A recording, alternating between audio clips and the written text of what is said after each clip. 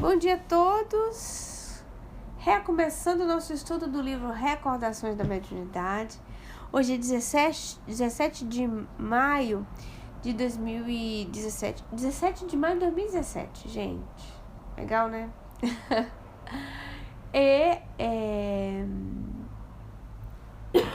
Muita paz a todos. Esse áudio vai ser tossido. Não de torcida, mas de tossido mesmo, porque eu tô tossindo de vez em quando. Então eu peço a paciência de vocês. Semana passada eu tinha deixado uma promessa aqui, quem lembra? Mas a gente cresceu sabendo que promessa é dívida, né, dona Edna? Então eu fiquei de trazer para vocês uma mensagem do livro Céu e Inferno. Vocês lembram? Que eram 3 dissertações depois da comunicação de um espírito endurecido. Tá no primeiro capítulo, tá na primeira mensagem, tá? Então, para poder recapitular, porque é bastante complexo, é o capítulo 7, Espíritos Endurecidos. O espírito endurecido era Lapomé, castigo pela luz. Ele se sentia muito mal com essa luz que invadia ele. Então ele responde assim malcriadamente ao pessoal que quer ajudar ele, enfim.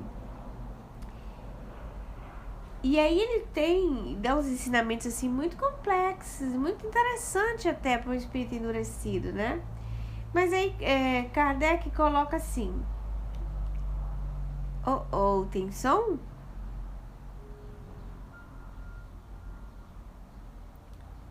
Ok. Kardec coloca assim depois da comunicação dele. Esta comunicação foi analisada na assembleia seguinte, reconhecendo-se no próprio cinismo da linguagem um grande ensinamento, desprendendo-se na situação desse infeliz uma nova fase do castigo que espera o culpado. Ele era um criminoso, mas era um criminoso endurecido, tá? Então, apesar do cinismo do espírito, e nós já tínhamos falado em ocasião diferente, que outros espíritos, os espíritos inferiores também nos ensinam, se nós tivermos os olhos de ver e os ouvidos de ouvir. Então, Kardec diz, apesar do cinismo dele, ele nos ensinou bastante. Margarete, bom dia. Mais adiante, Kardec diz, este espírito aqui está colocado entre os endurecidos, em razão do muito tempo que levou antes de manifestar arrependimento. Porque vocês lembram que eles se comunicavam, evocavam o espírito muitas vezes? Então essa era uma das comunicações dele, né? Então ele demorou muito tempo para se arrepender. Então quando o espírito demora muito tempo para se arrepender, ele entra na categoria de espíritos endurecidos. E é por isso que Kardec, para exemplo e para estudo, colocou na categoria de espíritos endurecidos. É um exemplo a mais para provar que o progresso moral nem sempre acompanha o progresso intelectual, porque era um espírito que era inteligente, sabia manipular as palavras, sabia dar respostas e era brigado mesmo com Deus, né? Brigado com Deus. E aí Kardec disse, isso é uma grande prova que a inteligência não anda a par e passo com o progresso moral. Entretanto, pouco a pouco se foi corrigindo, dando mais tarde comunicações instrutivas e sensatas. Olha que legal. Apesar dessa comunicação dele se encontrar como os espíritos endurecidos, ele depois, com o andar da carruagem, das evocações, e o espírito de Frei Luís, o espírito de São Luís trazia ele, e, enfim, aí pronto, ele depois trouxe comunicações até mais instrutivas, já com a vontade transformadora, né? Hoje, entretanto, pouco a pouco ele foi se corrigindo, não. Hoje ele poderá ser colocado entre os espíritos arrependidos. Então, ele já não era, até aquele até aquele exato momento da comunicação do livro Céu e Inferno, ele já poderia entrar como espírito arrependido. Então, até a compilação do livro, ele já estava como espírito arrependido. Porém, Kardec colocou-o como espírito endurecido, a fim de nos dar uma lição. Por quê? Olha que interessante. Depois da comunicação, olha o que aconteceu. Convidados a emitirem, sim, Dona Edna, no capítulo 7. Convidados a emitirem a sua apreciação a respeito, os nossos guias espirituais ditaram 3 seguintes comunicações dignas, aliás, da mais séria atenção. O codificador nos chama para uma séria atenção para essas 3 comunicações, porque foram 3 dissertações seguidas de espíritos diferentes. A primeira de Laminé, a segunda de Erasto e a terceira de Jean Renaud. Eu vou trazer para vocês a terceira de Jean Renaud, porque aqui nos interessa nesse momento, porque nós falávamos do amigo ignorado, nós falávamos da simplicidade dos espíritos que também nos podem ajudar, enfim. Então eu vou trazer exatamente uma percepção das 2 bandas da moeda, vamos dizer assim. Vamos ver o que é que eu quero dizer. É a terceira comunicação. A justiça humana não faz distinção de individualidades quanto aos seres que castiga, medindo o crime pelo próprio crime, fere indistintamente os infratores, e a mesma pena atinge o culpado sem distinção de sexo, qualquer que seja sua educação. A justiça divina, no entanto, procede de outro modo. Suas punições correspondem ao grau de progresso dos seres aos quais elas são aplicadas. Peraí. A justiça do homem mede o crime pelo próprio crime, não é? Então, se uma pessoa é assassina, ela vai pagar a pena do assassinato, seja qual for. O que existe hoje são atenuantes assim. Graças a Deus, a justiça do homem também caminha, né? Então, se você faz um crime passional ou você faz um crime premeditado, já existe essa avaliação da justiça, né? Que já é uma melhorada.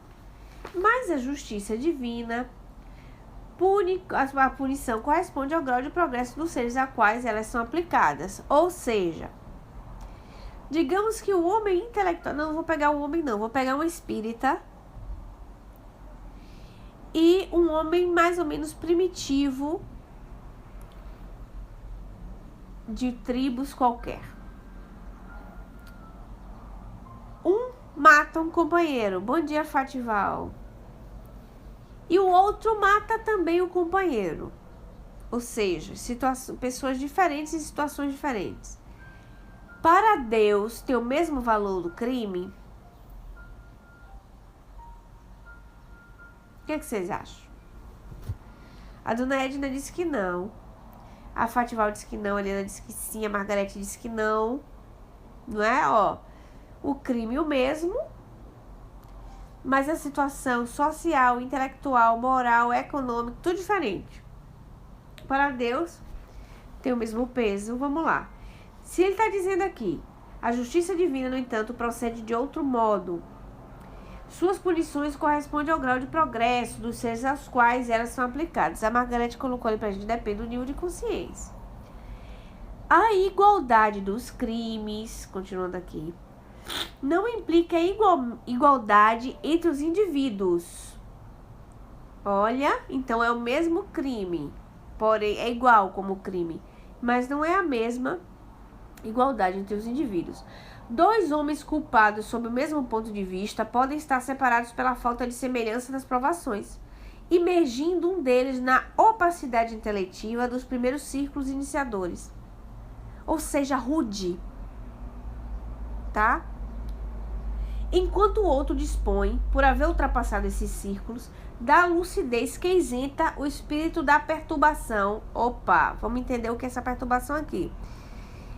Essa perturbação aí não é exatamente não saber o que é ele, porque o outro, entra num processo diferente daquele que sabia do que estava fazendo, porque tinha um conhecimento que responderia, né? Nesse caso, não são as trevas a puni-lo, mas a agudeza da luz espiritual que vale a inteligência terrena, ele faz sentir as dores de uma chaga viva.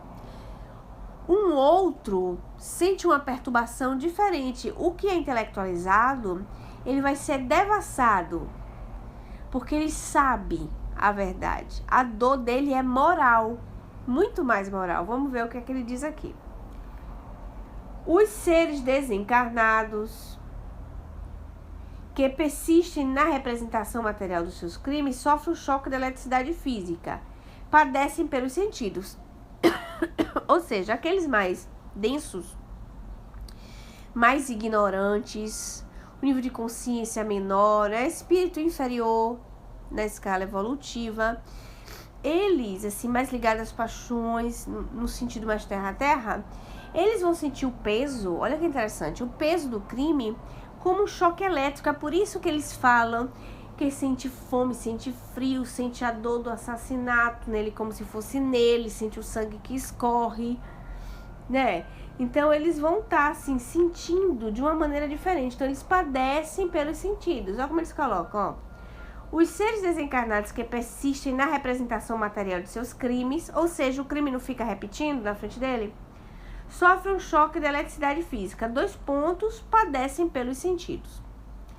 Quem lembra de um caso da Dona Ivone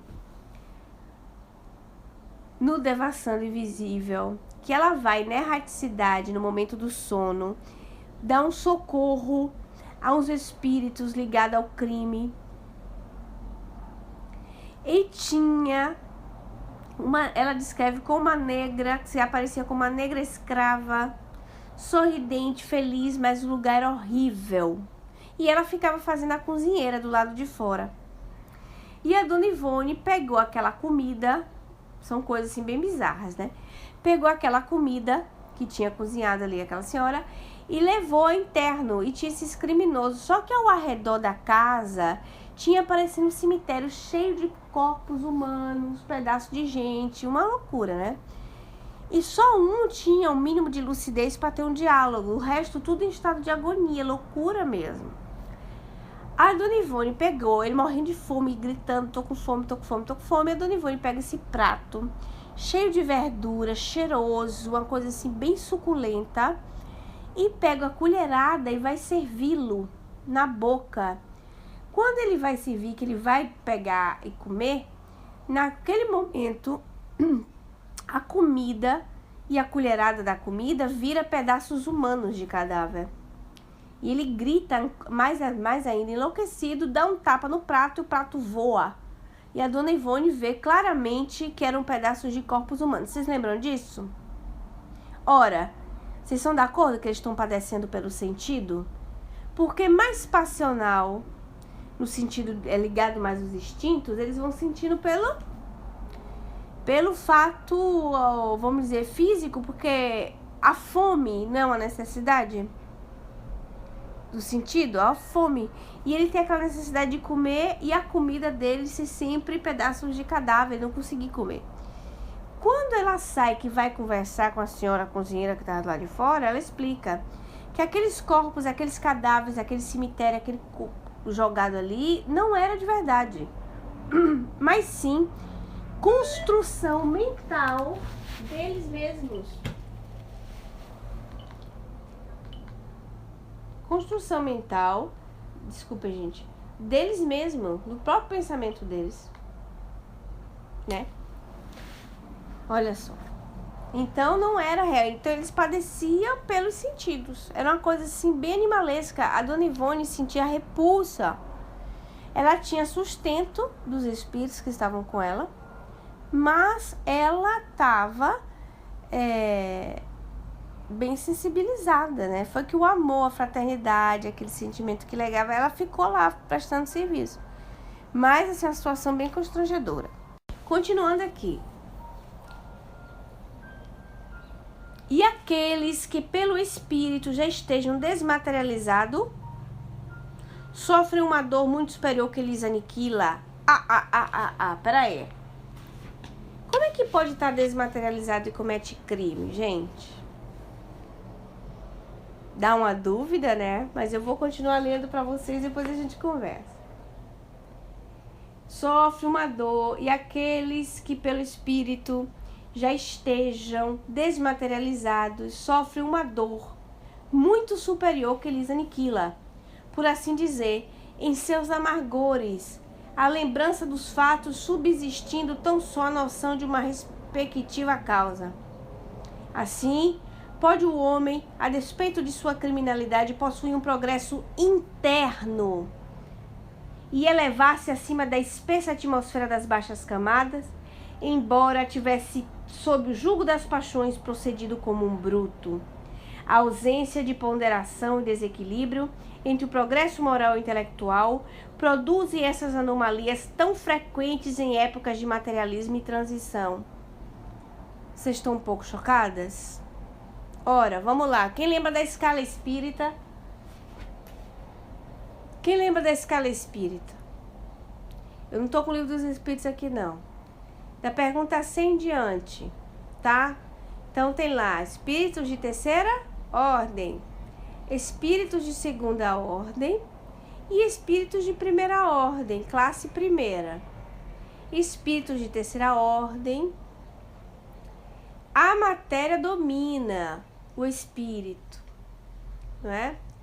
Espírito de segunda ordem, o espírito domina a matéria. E espírito puro, tá bom, é puro, classe única, totalmente desmaterializado.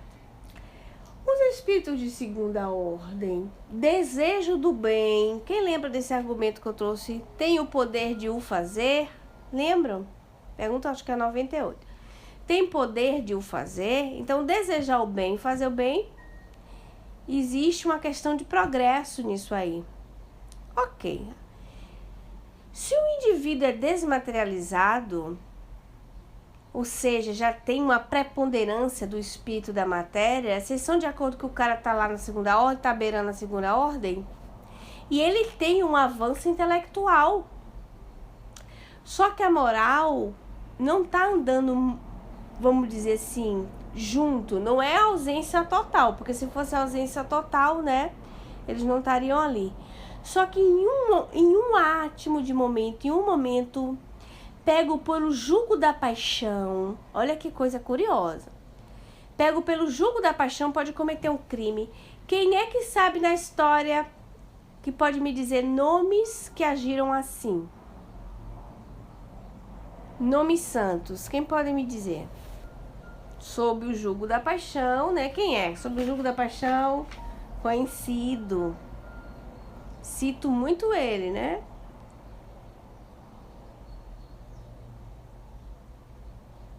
Sob o jugo das paixões, procedido como um bruto, a ausência de ponderação e o desequilíbrio.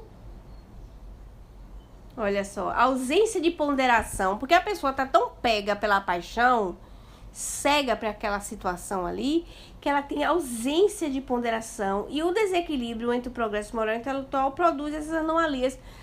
Porque vocês lembram daquele gráfico imaginário que eu falei com vocês? Cometeu crime, né? Vocês lembram do gráfico imaginário? Qualidades que sobem, defeitos que diminuem. Vocês lembram? Então, nem todos têm a defeito A, o defeito B numa elevação bem maior, né? No nosso gráfico. Nem todos, nem todo mundo. Quem tem mais, quem tem menos. Quem se aprimorou mais aqui, quem se aprimorou acolá, sente melhor. Então, olha, nesse momento, olha, por conseguinte, isso é de uma explicação. Gente, isso é de uma explicação tão profunda que eu fechei o livro e saí andando pelo corredor, pra lá, pra cá, pra lá, pra cá, pra lá, pra cá, pra refletir, anos atrás. Falei, meu Deus, o que foi que eu li? Voltei, li de novo, anotei. O que foi que eu li? Aí você passa a entender um Paulo de Tarso. Você passa a entender Margarete o Pedro. Você passa a entender o Santo Agostinho. Ora, Se fosse um espírito primitivo, um espírito na primitividade ou no início da infância espiritual, sem nenhum progresso intelectual, ele seria um Paulo de Tarso? Sim ou não? Não, né? Não dá para ser um Paulo de Tarso. O Paulo de Tarso, ele tinha um progresso enorme, intelectualmente, e uma moralidade ele também tinha. Só que não era de igual tamanho.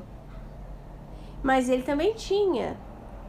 Como ele era muito passional na defesa dos ideais dele, como ele também defendia os seus interesses, olha lá, ele ainda não tinha conhecido Jesus, a personalidade de Jesus na vida material, né? É muito curioso isso, né, gente? Aí o que é que você passa a compreender? Os mecanismos de auto-perdão, gente. De auto-perdão. Perdoar perdoar o outro e perdoar a si mesmo. As próprias falhas. Olha como essa frase dá para vocês copiarem e refletirem muito sobre isso. Assim pode o homem, a despeito da sua criminalidade, possuir um progresso interno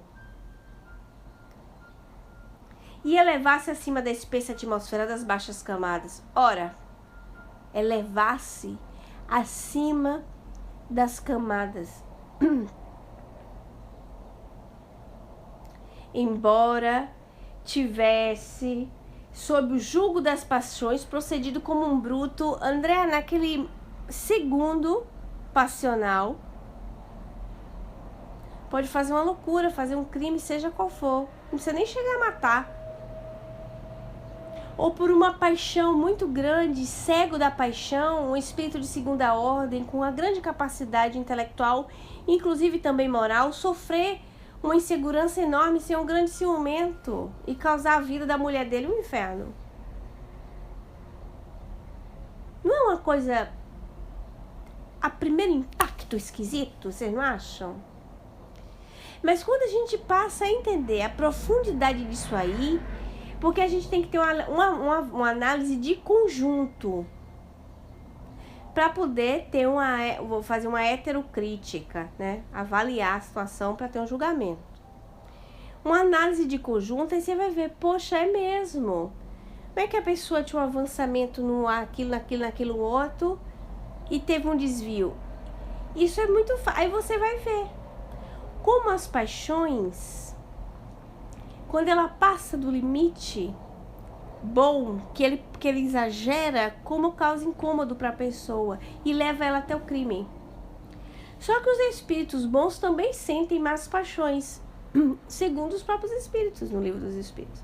Porque quando se pergunta assim, os espíritos levam consigo as suas paixões, eles respondem mais ou menos assim: os espíritos bons, as más paixões, né? Aí as deixam, levando consigo suas boas. Se assim não fosse, não existiriam espíritos inferiores, uma coisa assim. Ou seja, os espíritos bons também sentem más paixões. Só que quando saem do corpo, que deixa a matéria, que tira o peso do jugo, faz, opa, fica aí, tô fora, quero saber mais disso não, vai embora, só com as paixões boas. O espírito mais inferiorizado não, porque ele ainda se compraz, mesmo saindo da matéria, ele ainda se compraz naquela paixão e busca a satisfação daquela paixão. Aí faz-se uma distinção. Daí você passa a compreender a situação da reencarnação. Porque é que pessoas tão boas, às vezes, têm um desvio de conduta numa coisa, numa outra coisa, às vezes até eclatante, que você fala, como é que pode um negócio desse, gente? E para alguns aquilo é um grande crime. Para Deus é uma paixão que se exacerbou, que em breve ele vai equilibrar, né? E que daqui a pouco ele está engrenando de novo. É muito complexo isso, não é verdade? E com essa mensagem, Eu aprendi assim, como se eu tivesse lido 50 páginas de um livro, com esse trechinho. Tanto que o próprio Kardec diz, olha como é que ele diz, ó.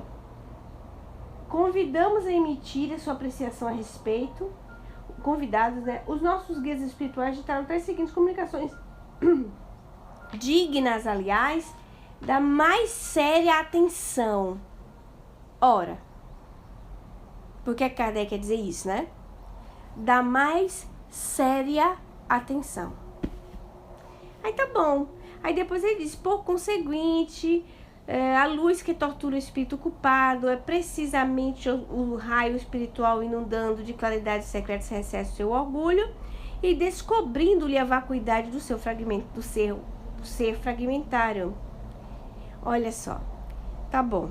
Esse espírito se chama Jean Renaud. Que coisa interessante, não é verdade, gente? É muito interessante, né? É demais. Porque o espírito se incomodava com aquela luz que invadia o ser dele. Então ele não sofria com a repetição dos seus crimes. E não sofria nos sentidos, igual aquele caso da Dona Ivone que eu contei pra vocês. Mas ele se incomodava com a luz espiritual. Ele estava desnudo perante a todo mundo. Então ele estava ali se mantendo naquela posição dele. Mas, vamos dizer assim, quem via ele de fora, quem o via de fora, os espíritos que o vissem de fora, faziam uma leitura de quem ele era. Tipo assim, ó, você não é menino na evolução não, né, meu camarada? Você já tem um bom nível de instrução, você deu mole, né? Então, ele era desnudo e ele sentiu um incômodo horrível com isso. Então, ele sofria horrores. Então essa foi a minha promessa para vocês, que eu tinha prometido de trazer esse conteúdo dessa comunicação. E agora, voltando diretamente, quem também fez citações do livro Recordações da Mediunidade, para o livro. Porque falávamos a semana passada sobre Lampião. Lembra que a gente falou de Lampião? A questão de Lampião, que Lampião estava ajudando no mundo espiritual, que existiam espíritos assim também. E a Dona Ivone disse assim, ó, os humildes amigos em questão, dão-lhes a caça, ou seja, os espíritos que incomodavam, né, a vida dela no mundo espiritual, detêm-nos aprisionados muitas vezes, tornando-se então credores do meu reconhecimento. Exatamente como aconteceria na Terra se nos víssemos assaltados por marginais e fôssemos socorridos por homens de obscura posição social, mas humanitários e honestos. Então, espero que tenha ficado um pouco mais ou menos claro, porque a gente fala bastante disso, da escala espírita, dos espíritos, da segunda ordem, da terceira, da gente fazer distinção, daqueles mesmos ignorantes, no sentido evolutivo, eles dão maior força pra gente, porque é muito importante que a gente tenha clara essa ideia, porque a gente faz uma distinção óbvia da coisa, porque se um espírito que a gente quer muito bem da literatura espírita tiver uma linguagem A, uma linguagem B, uma linguagem mais tendencialmente amoralista, moralista nesse caso é num bom sentido, né? Espírito moralista mesmo. Ele tem uma linguagem mais assim catedrática, outros têm uma linguagem mais religiosa mesmo, que você percebe que a pessoa foi padre.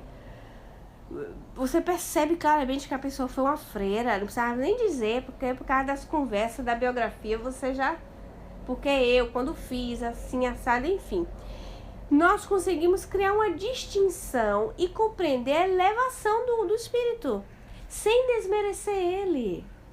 Isso para um espírita é de suma importância. Por quê?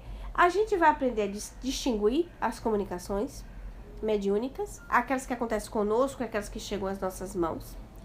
Nós vamos aprender através desses casos, sentir mais seguros e aprender a respeitar os espíritos em qualquer escala que eles se encontrem, mesmo que em algumas vezes nós temos que ter um tom de voz, uma colocação mais severa, né, como nos ensina o codificador, porém benevolente. Então, tudo isso faz parte do aprendizado espírita e que é importantíssimo frisar para vocês. Por quê? Porque vocês são, espíritas, estudiosos, formadores de opinião. Muitos de vocês lideram grupos espíritas no Brasil e no exterior.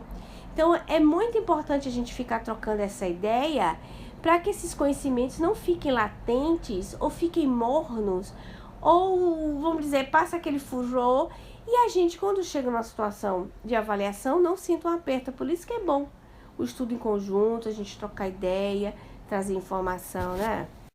Dito isso, vamos continuar no livro. A Cal chegou aí, viu, dona Edna? Bem-vinda, Cal. Fátima, bem-vinda também, já falei o beijinho pra ela, né? E a nossa Marg, também já dei o bem-vindo. Será dever, porém, para melhor compreensão do que desejo relatar, participar ao leitor de que eu mesma descendo de indígenas brasileiros da tribo de Goitacás. Olha, então ela está dizendo, olha, eu queria esclarecer que na herança, na árvore genealógica da Dona Ivone, ela tem descendência de tribos de dos Goitacás, tá bom? Minha bisavó paterna, por linha varonil, era legítima índia Goitacás e foi aprisionada ainda na primeira infância durante uma grande caçada por meu tetravô. Olha que interessante, gente. Rico fazendeiro português no estado do Rio de Janeiro, que mais tarde casou a pupila com um filho seu, o qual se tornou então meu bisavô. E isso tem muitos casos disso, né, nas famílias brasileiras. Eu tenho uma amiga também que a bisavó dela foi pega no mato. Na minha família também tem coisas parecidas, acho que a tataravó também foi pega no mato, casou. Eu sei que também tem histórias parecidas, né, Mar? Você também? A Margarete disse com ela também. Então é interessante, porque é muito gostoso essa coisa cultural nossa brasileira, né? É muito interessante. Essa senhora, cujo nome nativo não foi jamais conhecido pela família que adotou, a bichinha, ninguém sabia o nome dela. O nome dela é original, porque ela ainda era menina, né? Quando foi pega a bichinha, no sentido da língua dos Goitacás, né? Então ela foi batizada com o nome de Firmina. E foi pessoa portadora de grande bondade de coração e honradez. Mãe de família exemplar, jamais demonstrando qualquer complexo selvagem, segundo a tradição da família, tornando-se por isso mesmo amada e respeitada por toda a descendência, que se honrava também por sua origem. Essa frase eu acho que dá para concluir o estudo só nela. O que vocês percebem nisso? Poxa, peraí, uma índia pega no mato, ainda menina, na cultura que tinha, né? Nós não sabemos que os índios são espíritos infantis. Como é que pode que ela cresceu e era uma pessoa de extrema bondade, honradez, ótima mãe de família? Vocês acham que é um conhecimento adquirido somente nessa encarnação atual? Isso é muito curioso, né, não? Claro que não. Existe condições evolutivas muito curiosas. E nesse trecho aqui, mais adiante, vocês vão entender. É um espírito mais experiente mesmo. Já tinha uma bagagem intelectual e moral, de um certo modo. Reencarna numa tribo indígena. Com certeza, por um processo provacional, expiatório, que bastou durar aquele tempinho para ela, já estava bom, não precisava ir tanto adiante. Porque os espíritos, eles quando chegam a um certo patamar evolutivo, eles não tornam atrás, eles não precisam mais daquela experiência, porque aquela experiência já foi adquirida, por incrível que pareça. Se vocês verem o espírito intelectualizado volta, é porque é um estado expiatório. Livro dos Espíritos. E aqui se confirma, porque ela ainda vai continuar falando. Vamos lá. Que coisa interessante. E olha que bonita, né? A família toda muito orgulhosa dela, né? A família muito feliz por aquela origem, aquela mulher tão prendada. Como é que pode, né, gente? É demais, né? E ela não tinha nenhum complexo, hein? Vamos lá, vocês, vós, nós, eu, tu, ele, nós, vós, eles, com nossos complexos de inferioridades, com as nossas heranças. Vamos ficar de olho, né?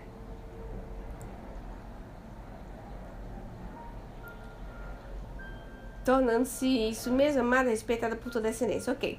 Ao que parece, eu seria o único descendente seu que se não entusiasmava pela origem Gotacais, embora também amasse a memória da ancestral piedosa. Então, a Dona Ivone adorava a imagem da avó, mas não tinha essa paixão, esse orgulho todo pela origem. Por motivos óbvios, né, gente? Vamos lá. A quem nem mesmo meu genitor chegou a conhecer, respeitando contudo sua recordação, graças ao extenso noticiário que embalou 3 gerações da família. Pertencendo antes a falanges espirituais imigradas da Europa, não me entusiasmava, portanto, pelos ancestrais indígenas.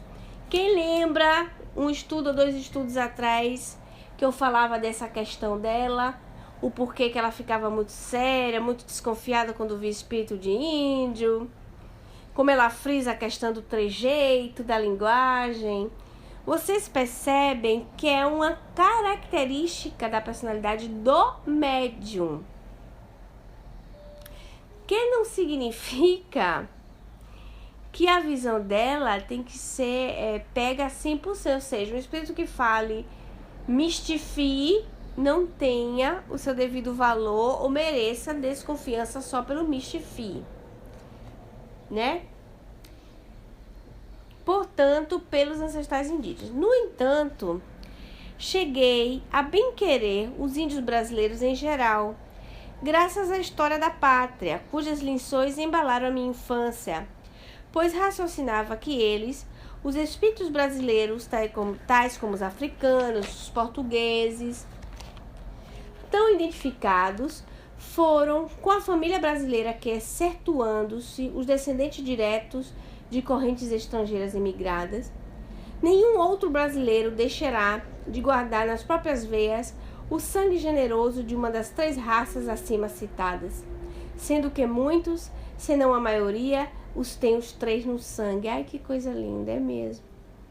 Circulando heroicamente pelos próprios canais venosos, em simbólica união.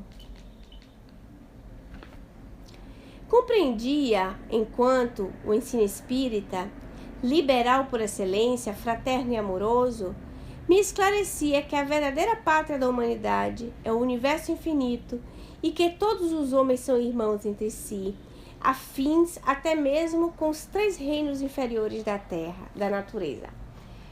Então ela, apesar de não, vamos dizer assim, não tinha aquele orgulho de ser descendente de um Goitacás, mas ela admirava, respeitava, tinha o maior carinho por essa mistura, aqui que a gente chama de miscigenação, né, do povo brasileiro, salvaguardando os emigrados diretos que vinham os italianos, vinham já em famílias feitas ali, né, que tem própria base de italiano, e não se misturaram. Mas tem hoje em dia, vocês acham que tem gente que não se misturou por nada nesse mundo? Tem, porque acaba encontrando um outro alguém que já é misturado com outro alguém. Então o Brasil, ele é muito miscigenado mesmo, né?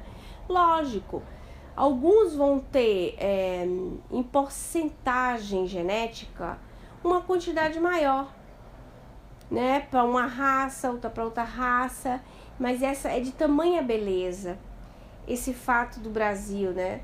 Às vezes quando o povo diz assim pra mim, aqui, né, olha pra minha cara e fala assim, mas você não tem cara de brasileira não, você é tão assim, praticamente amarela, né, porque não tem uma cor definida. Na verdade, na minha certidão de nascimento é escrito parda.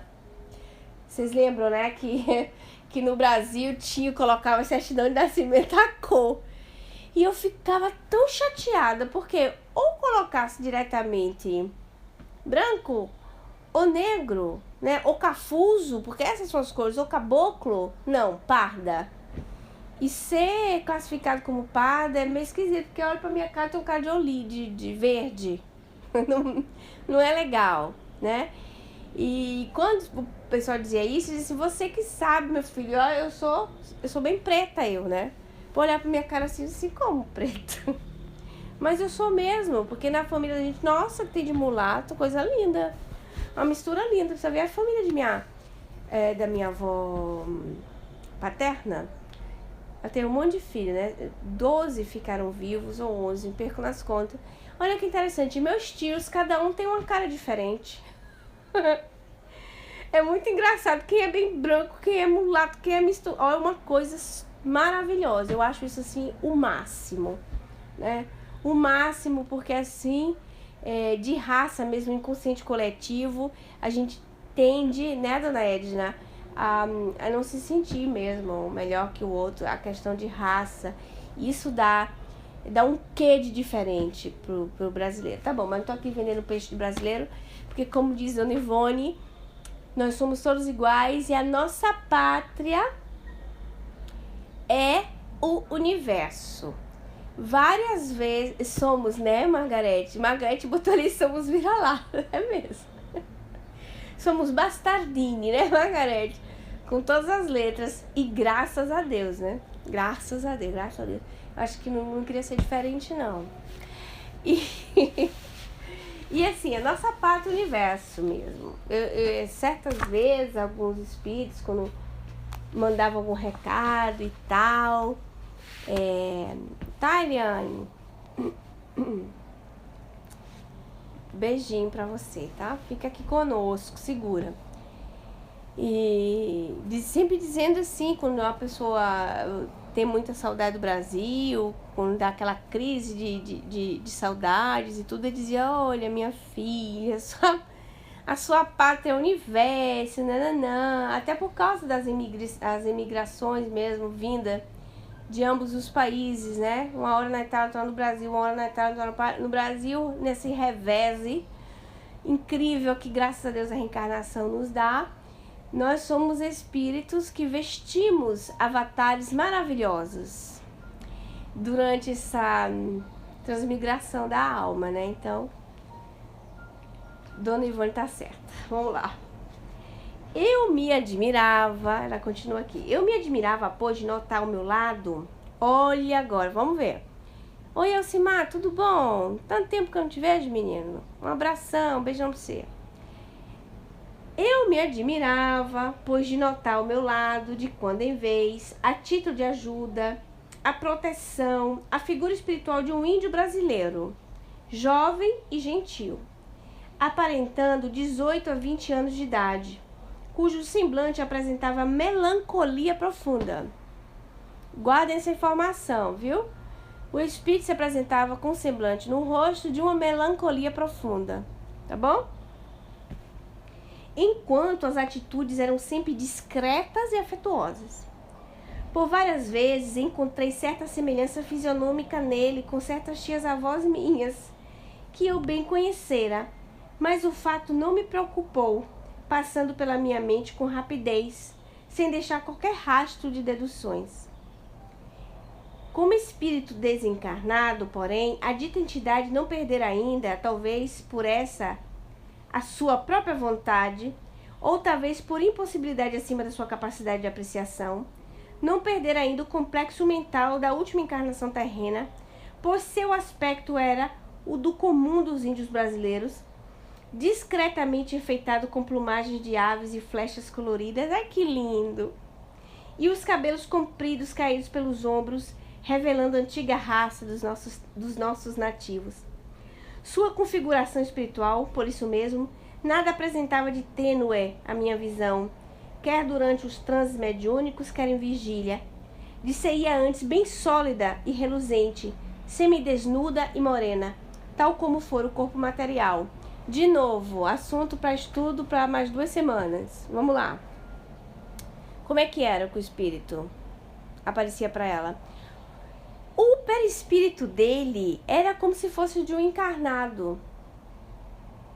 Então era um espírito que não era, vamos dizer assim, vaporoso, mais tênue, mais... eu gosto de uma expressão, aquela cor de carro que eu adoro, perolizado, perlato em italiano. É de pérola, gente, aqueles carros que tem com pérola, como é que chama? Aí tem as cores e tem aquele tom de pérola, né? Então, pelas analogias que a espiritualidade nos traz, que os médiuns nos trouxeram. Então, os espíritos, a Dona Ivone, perolado. Os espíritos que a Dona Ivone de todo tipo, né? E ela tá falando dos espíritos mais simples, lembram? O capítulo é esse, por favor. E ela viu espíritos com perispíritos mais reluzentes, maravilhosos, transparentes, vaporosos, que levitavam de forma maravilhosa, que apareciam com turbantes. E que, por sinal, o próprio Charles uma vez apareceu para ela como príncipe indiano.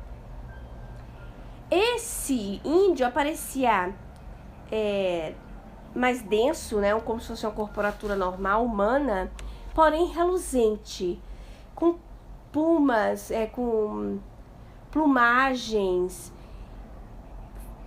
flechas, e ela achava aquela coisa assim curiosa. Provavelmente o jeitinho europeu dela não dava tanto valor àquela apreciação, né? Se tivesse aparecido vestida de freira brilhante, talvez ela desse mais valor, né, Dona Ivone?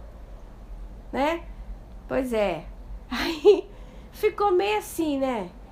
Só que ela mesmo faz uma autocrítica pelo posicionamento dela. Na verdade, não era por maldade, né? Era o receio e aquela coisa do médium ter sempre o cuidado de não ser mistificado, enfim, né? Então é isso.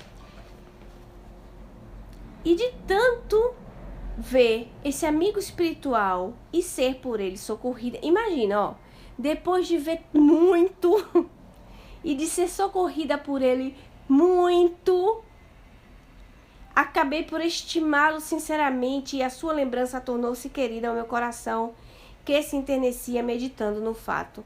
Me lembro, abre parênteses, de um caso interessante que conta o Pedro Camilo, que é o biógrafo da Dona Ivone, né? Um dos biógrafos da Dona Ivone, o baiano, que escreveu Uma Heroína Silenciosa, Ivone Amaral Pereira, Uma Heroína Silenciosa.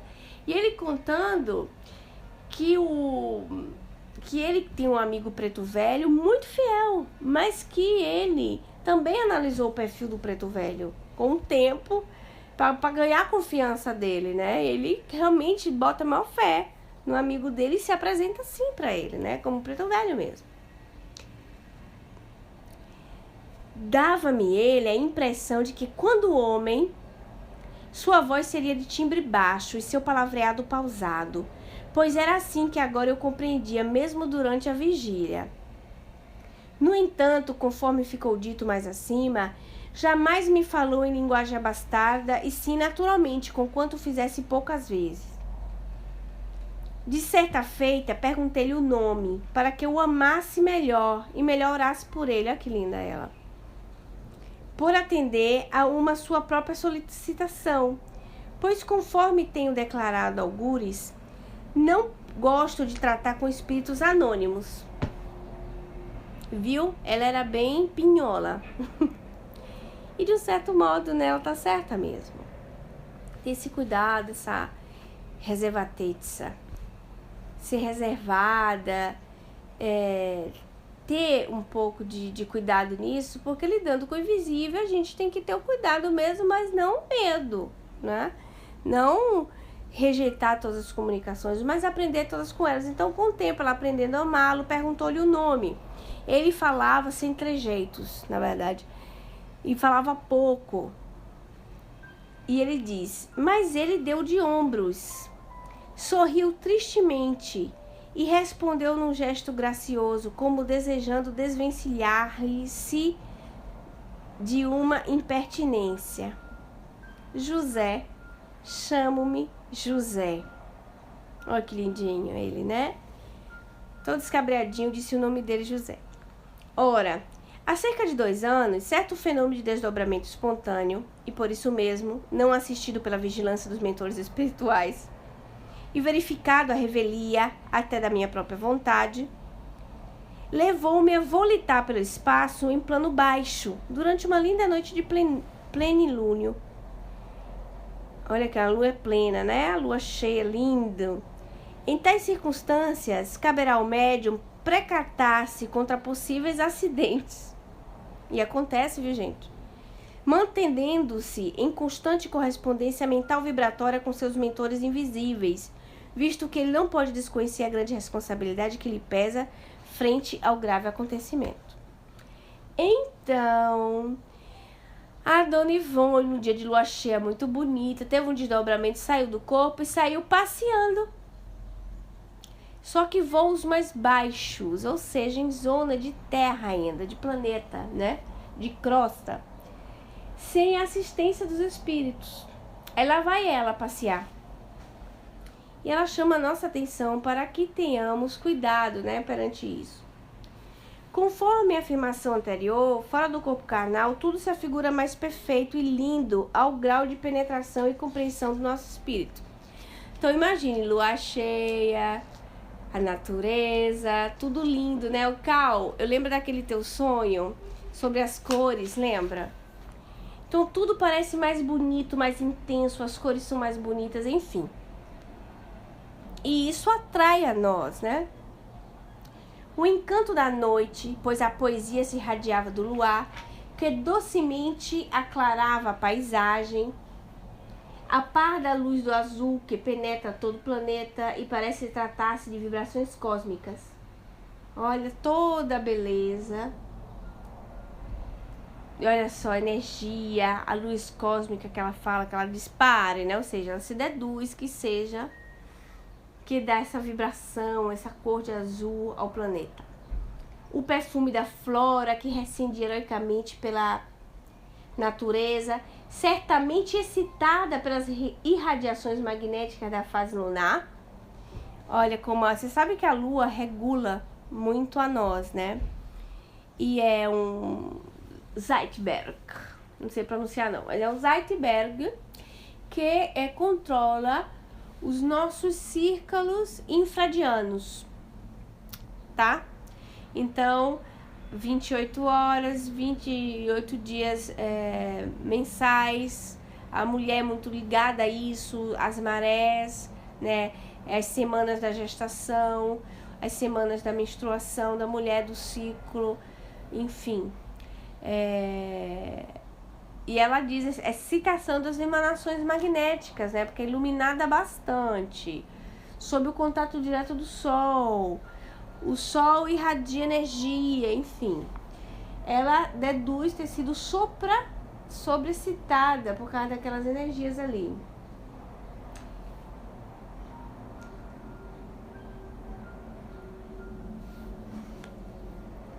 Sensibilizando o meu olfato, até mesmo o olfato, olha gente, como se vê o sentido, né? Também, como exacerba o sentido no perispírito.